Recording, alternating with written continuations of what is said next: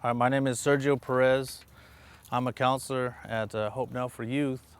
My parents didn't really, they didn't really acknowledge me like I found like I wanted to. So later on in life, I found the acknowledgement in the streets. You know, Serge, I give you props. Like, that you did a good job, and you're somebody out here for robbing somebody or tagging on the walls, making a name for myself. The recognition that I didn't get at home. Uh, I just found myself to be an angry person for 16 years. Had to put up with, pretty much all my summers, summer vacation, off school, working with my dad, who was a carpet layer. Um, he'd hit me with whatever he can get his hands on. I remember he would take out the nails on one side, a tackless strip, and he'd take out the nails. And the very first time I remember him doing that, I was like, oh man, I know this ain't good. Something's gonna happen. And sure enough, he just took out the nails just enough to where he can grasp the stick, and he would hit me. Uh, he'd hit me in the back.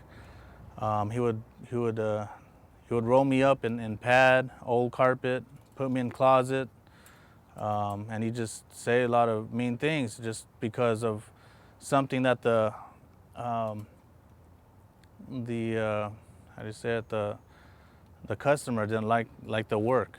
My mom ended up just separating, leaving my dad, and that was a good thing and a bad thing in a way, because the only person I feared was my father. I didn't care about nobody else. I just started partying, I was homeless for about 6 months.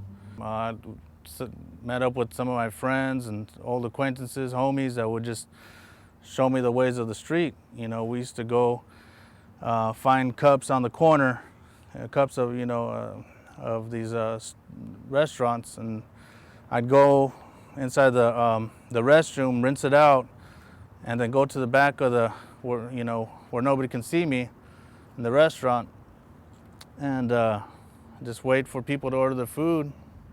I'd go refill my cup, and then somebody will go to the restroom, the customer, they call their number out, and then that's how I would come up on some food.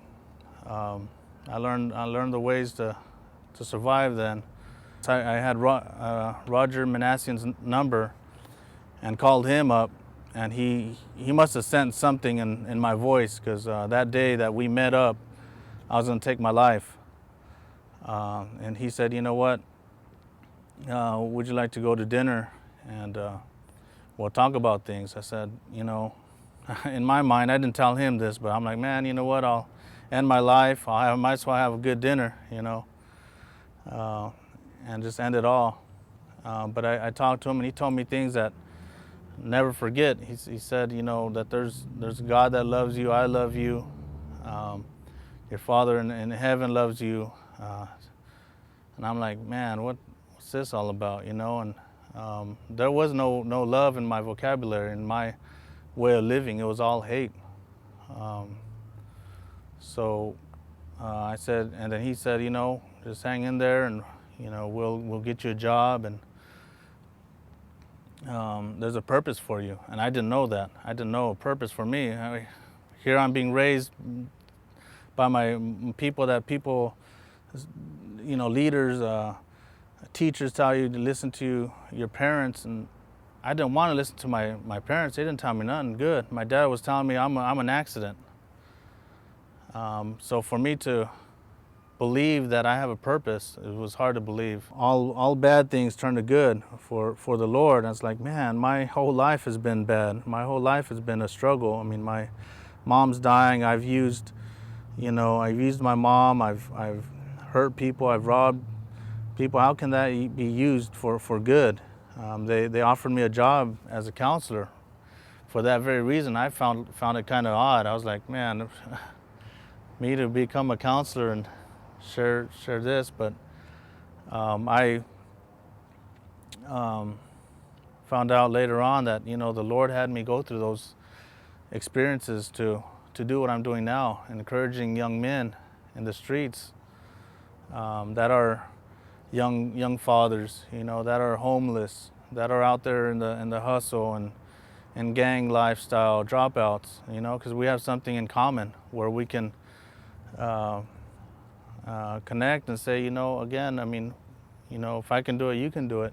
And I've heard that said, but I never paid attention to it. Now I'm saying it, and it's unreal. But you know, just Hope Now's been there for me. I accepted Christ in '99, and ever since then, it's been a learning experience. I mean, to this day, I'm always learning, always open. My heart's changed. I love what I do, and encouraging people, just, you know, letting them know that there's hope out there. I had a void. I had an empty feeling. I just my heart was, there was no heart, really, and you know, it's been filled and broken for the hurting out there, and that's what I'm doing out here, is to encourage people. And anybody I encounter, I just tell them that, you know what, God loves you, and you know, I know that because I want to be here talking to you today. Hi, I'm Skin Mead, and I drew from these real-life events to create the characters in the screenplay Finding Hope Now.